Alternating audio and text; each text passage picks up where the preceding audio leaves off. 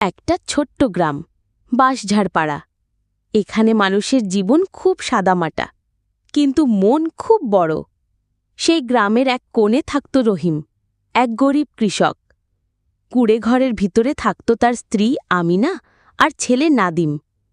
তাদের একমাত্র সম্বল একটি গরু, নাম তার কাজলা। রহিম বলতো, এই গরুটা আমার মায়ের মতন, আমার সন্তানদের খাবার দেয়, আমি তারে কখনো বিক্রি করব না। রহিম প্রতিদিন ভোরে উঠত, কাঁধে হাল নিয়ে মাঠে যেত। বৃষ্টিতে ভিজত, রোদের তাপে ঝলসে যেত, তবুও কখনো অভিযোগ করত না। সে চাইত তার ছেলে নাদিম পড়াশোনা শিখে শহরে গিয়ে বড় মানুষ হোক। কিন্তু সমস্যা একটাই, দারিদ্র্য। শুকনো ধানের মাঠ, ফসল নেই, মজুরি নেই, খাবারও দিনে একবেলা চলে। তবুও রহিম বলতো, আমরা গরিব হতে পারি, কিন্তু ইমানদার, আশা হারাই না।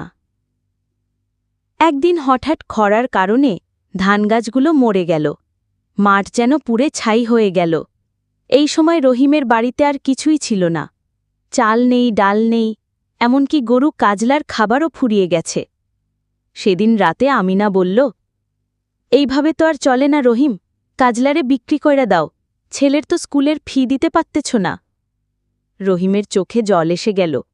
গরুটাকে দেখে সে বলল, আমি তো পারি না ওরে ছাড়তে, কিন্তু যদি ওইটাতে নাদিমের ভবিষ্যৎ তৈরি হয় তাহলে ভাবতে হবে। পরদিন সকালে রহিম গেল গ্রামের চেয়ারম্যান বদি মিয়ার কাছে। বলে, চেয়ারম্যান সাহেব, আমি একটু সাহায্য চাই, আমার ছেলের স্কুলে ভর্তি দরকার, আপনি যদি একটু সহায়তা করেন। চেয়ারম্যান হেসে বলল, তুই তো গরিব মানুষ রহিম, তোর কিছু নাই, তবে তোর গরু আছে, কাজলারে দে, আমি টাকা দেব। রহিম কাপা কণ্ঠে বলল, চেয়ারম্যান, গরুটা আমার জীবনের সম্বল, অন্য কিছু চাইলে?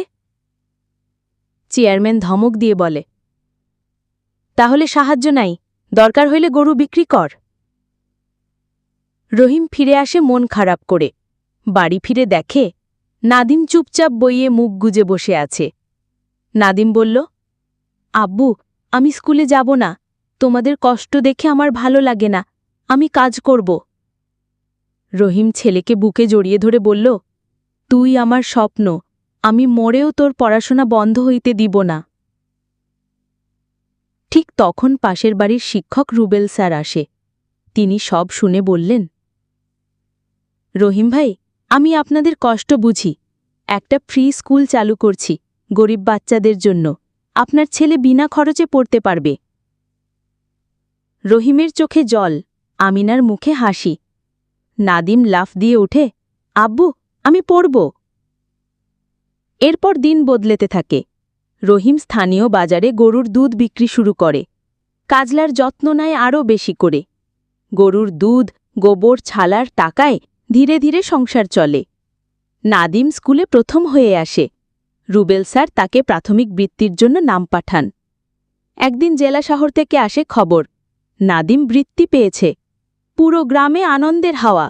সবাই বলে, এই ছেলেটা একদিন গ্রামকে গর্বিত করব। বছর পেরিয়ে যায়। নাদিম উচ্চ মাধ্যমিক পাশ করে শহরে চলে যায় বিশ্ববিদ্যালয়ে পড়তে। চেয়ারম্যান বদি এবার বিপদে পড়ে যায় দুর্নীতির কারণে। আর গ্রামের মানুষ বলে, রহিম ভাই গরিব হইলেও সবচেয়ে বড়লোক, কারণ তার আছে শিক্ষা আর সততা। একদিন গ্রামের স্কুলে একটা বড় অনুষ্ঠানে নাদিম বক্তব্য দেয়, আমি গরিব কৃষকের ছেলে, আমার বাবার হাতে ছিল কেবল হাল, কাঁধে ছিল দায়, তবুও তিনি আমাকে স্বপ্ন দেখাতে জানতেন। গরিব হইলে কিচ্ছু আসে যায় না, যদি ইচ্ছা থাকে, ভালো শিক্ষক থাকে আর সততার শক্তি থাকে। পুরো গ্রাম তখন দাঁড়িয়ে তালি দেয়। রহিমের চোখে জল, মুখে গর্ব।